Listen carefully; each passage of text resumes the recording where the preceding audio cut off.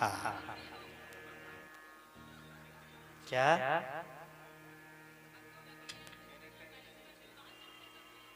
हाँ नहीं आप लोग तभी आए हो, कोई बात नहीं। पुत्र ने जन्म लिया मां के गर्भ से, संतान ने, और वह जंगल की ओर भाग खड़ी हुई। पीछे पीछे व्यास जी पिता लग गए, हे पुत्र पुत्रेति तन्मयतया, हे पुत्र हे पुत्र हे पुत्र, रुको, तुम कहाँ चले जा रहे हो दौड़ते हुए, जरा देर ठहर तो जाओ, कम से कम जी भर के देख तो ले अपने पुत्र को। देख भी नहीं पाया, लेकिन सुखदेव जी सुन नहीं रहे, उन्हें कुछ सुनाई नहीं दे रहा है, दौड़ते चले जा रहे हैं, चले जा रहे हैं। रास्ते पर सरोवर पड़ा, उस सरोवर में कुछ स्त्रियां नग्न अवस्था में स्नान कर रही थी, निर्वस्त्र स्नान कर रही थी। सुखदेव जी दौड़ करके निकल गए, पीछे पीछे वेदव्यास जी आ गए, और जैसे वेदव्यास जी को आते देखा, स्त्रियों ने अपने अपने वस्त्र धारण कर लिए। यह बात वेदव्यास जी को बहुत बुरी लगी,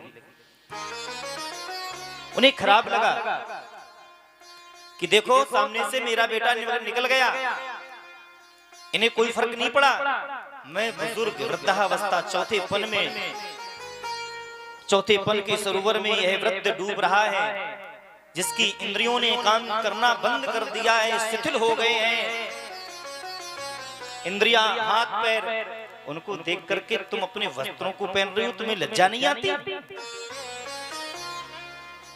स्त्रियों ने कहा, बाबा जी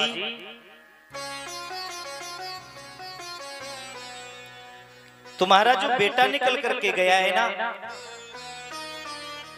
हम जानते हैं उसे, तुम्हारा पुत्र दिगंबर है, वो संसार जानता ही नहीं है, और जो व्यक्ति संसार न जानता हो तो उसके सामने वस्त्र पहन करके रहो, निर्वस्त्र रहो, क्या फर्क पड़ता है महाराज?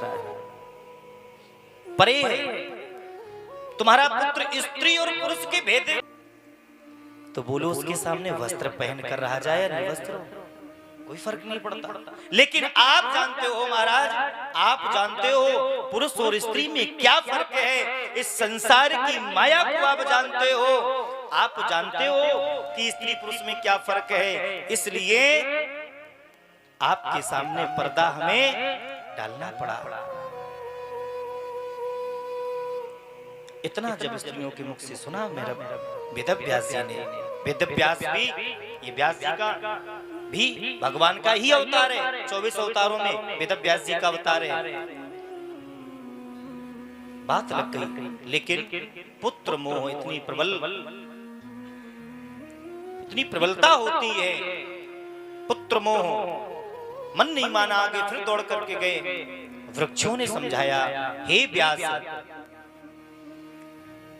तुम्हारा पुत्र, जिस पुत्र को पाने के लिए तुम दौड़ते चले आ रहे हो, अब उसे तुम पकड़ नहीं पाओगे, जाने दो उसे। वह पुत्र समाज के कल्याण के लिए निकला है, जनमानुष के कल्याण के लिए निकला है, इसलिए जाने दो, उसे वापस लाने की कोशिश मत करो, क्योंकि तुम्हारी कोशिश निष्फल रहेगी। और समाज कल्याण के लिए, अपने धर्म की रक्षा के लिए,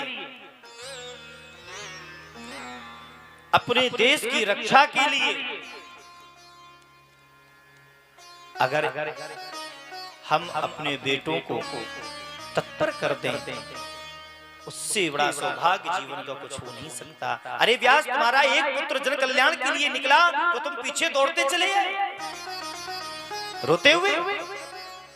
तुम्हें प्रसन्न होना चाहिए कि वो देश का कल्याण करने के लिए निकला है, देश के कल्याण के लिए भगवान ने उसे चुना है, तुम्हें तो सहर्ष स्वीकार करना चाहिए, प्रसन्न रहना चाहिए, और तुम क्रूही की भांति रोते हुए दौड़ते चले आए।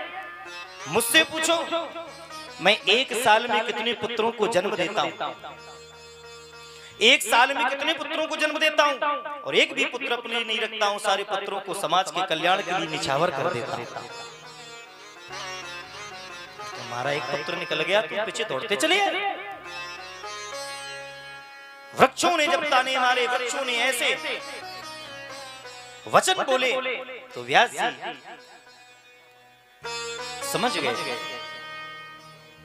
हमारा प्रयास सफल नहीं होगा।